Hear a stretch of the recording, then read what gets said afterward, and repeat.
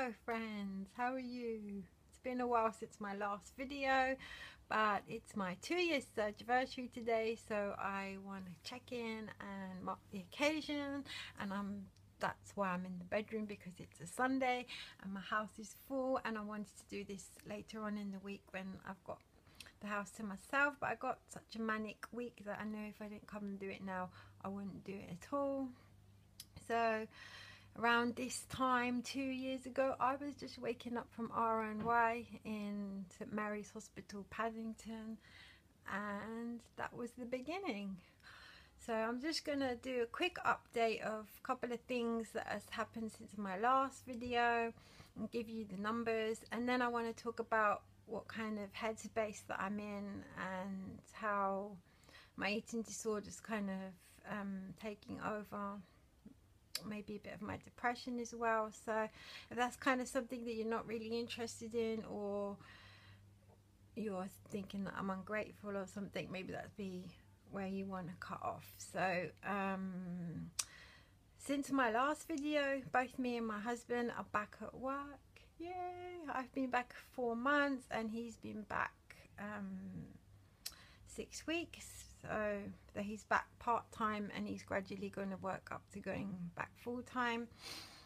So one of my things that I wanted to buy for myself as my goal reward was I wanted to get a tattoo, but with both of us not working, it was not something that I could afford straight away.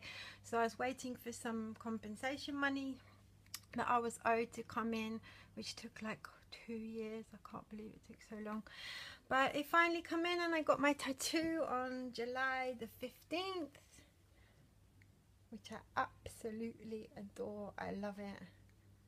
I look at that every day and it reminds me of how far I've come and how proud I am of my journey, and I'm saying goodbye to my old life and hello to my new one. So let's get on with the numbers. Where if you're an old subscriber, you've probably heard 100 times before, but for ones that don't know, my highest weight in January 2013 was 23 stone or 322 pounds. My weight on the day of surgery was 18 stone 13 pounds. I'd lost 13 pounds on my pre-op diet, which is 265 pounds. My hospital's goal weight was 12 stone or 168 pounds, which I reached in October 2014. My own personal goal was 11.5 stone or 161 pound, which I reached on the 11th of January 2015. And then I reached my lowest weight of all in sometime in March, I can't remember the exact day, of 10 stone 12 pounds or 152 pounds, and I actually stayed there for 5 months. Forgot to mention that my height as well, which I always forget to mention. I'm 5'8". So then I had a little bit of a regain, which started around the 3 months ago, maybe 4, I'm not sure, and I bounced up and down between 11 stone and 11 stone 4 or 154 pounds to 158 pounds. I normally only weigh myself on Fridays as my weigh day, but I weighed myself today for this video and I was 155 pounds or 11 stone 1, and that's actually 3 pounds from my lowest weight. So this might be where you want to cut off if you just want to come for the numbers, because I'm going to talk about some difficult stuff that I'm not sure everybody will get. So I definitely feel since the regain, the Ed, or I call him Ed in therapy, my eating disorder has taken over, that I've been feeling like a failure. I feel like I've let myself down, I've let my family down, I've let my friends down, I've let the community down, and just in a really negative space over a few pounds essentially. I get up in the morning, I try my whole wardrobe on, I convince myself nothing fits, I convince myself everything looks ridiculous and I'm ugly and everything. But then the funny thing is that I take photos of myself almost daily, and I put them on Facebook almost daily, and I think they look fine, and then I think, oh, maybe it's the way Stefan's took the picture, maybe it's the way I'm standing, maybe it's my pushing underwear, I don't know, because when I look in the mirror I feel huge. So what I'm working on in therapy is what all of that really means, and most likely not a scale issue. I think it's more of a head issue. I think best thing to do for me right now would be to put the scales away, and I keep saying I'm going to do that, but I haven't done that yet because it's almost giving up on the one thing that's keeping me together, if that makes any sense, which probably doesn't, because it's making me really unhappy. So I will try to go into a little bit more detail and explain that. So I don't know how many you are aware. Depends if you're my friends on Facebook or not. But for the last 20 months, both me and my husband were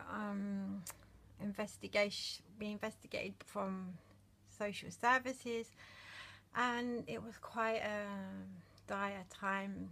I mean, the best case scenario is that we were just going to lose our jobs and not be able to get another job in the field that we work in. Worst case scenario was we were going to lose our kids because they were on a child in need plan, and they were being questioned or being watched quite regularly. So a lot of things going on in my life that I had absolutely no control of whatsoever. And anybody with an eating disorder, whichever way you are, binging, anorexic, whatever, it's all about control. So I think while my husband wasn't coping as well as I was, that was keeping me above water, because I was concentrating on meal plans, recipes, shopping, cooking, counting calories, counting carbs, whatever. Well, protein more than carbs, because I don't really count carbs, exercise, watching the scales go down. I felt in control. I felt that this gave me another focus, another shift for something that I had absolutely no control over, and I had no way of knowing how it was going to end, to something that I could control. And for the first time in my life, and I'm 43 years old, and I've probably achieved a lot in my life, even though obviously I'm not a well-educated person, and I have spent the majority of my life feeling stupid and a failure. But this, even though I have accomplished things, but this is the first time in my life that I've actually been proud of myself and felt that I've really accomplished something, I've succeeded in something, I found something I'm good at, I found something I can do, and I felt really good. And now I feel, even though it's a few pounds, I feel like it's slipping away, and I feel I have no control, and I feel that I've let myself down. And I know that probably won't make sense to anyone, and they'll probably think I'm ungrateful, and if they're £300 or £500, they're probably thinking, oh my god, I wish I could be £155, and think I'm whining about nothing. But seriously, this has got nothing to do with a physical thing. This is a mental thing. And I think now, or what happened was, once everything went back to normal, so to speak, and then they said, you know, you get to keep your kids, you get to go back to work, you've been proven innocent. It's like, you know, when you've had that meal and you're absolutely full, and then you undo the top of your button and you go and you can relax.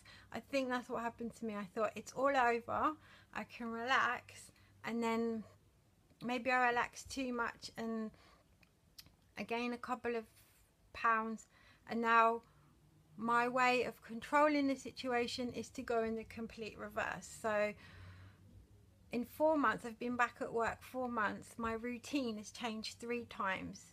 So I feel a lack of control there, because routine and schedule and structure is really important to me. So when things keep changing, I get a lot of anxiety.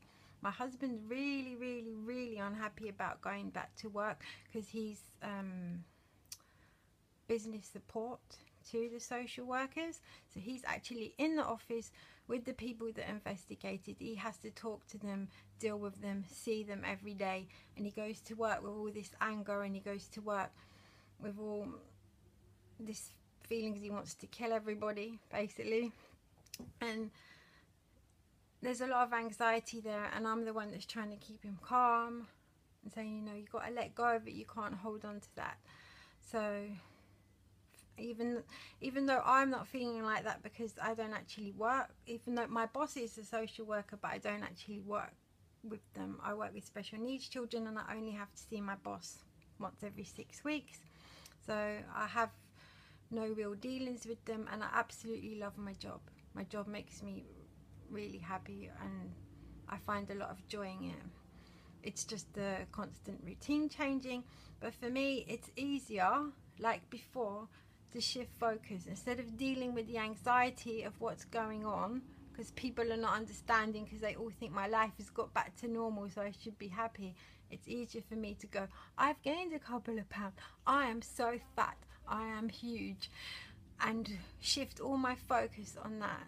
And in some ways I've given myself body dysmorphia because that's what my therapist thinks I might have, and yeah, I'm just not dealing. So I just wanted to put the reality out there, because anyone that's watching this that's going to have surgery, that's been diagnosed with an eating disorder, physically I've changed. You can see if you go back to my first video, but mentally I still have the same issues.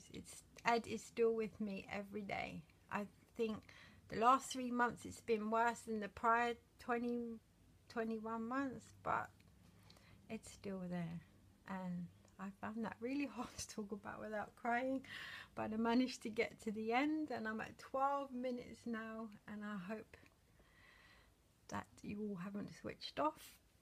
And feel free to leave a comment. And I would just like to add, I am extremely grateful for my surgery. It saved my life. I was really sick. I won't go into all the details because you can go back and watch other videos where I talk about my ill health, and if I didn't have surgery I would almost certain that I would be dead now. So I am extremely grateful, and I would do it all again without a shadow of a doubt. But I'm just telling you that the mental struggle is real, and that I could do with the Mama Rose to come live with me and be my internal voice, because that would be amazing to have that positivity in my life every day. But I'm trying to do that myself, and I'm going to leave it there before I bore you all to tears and say goodbye. I love you all.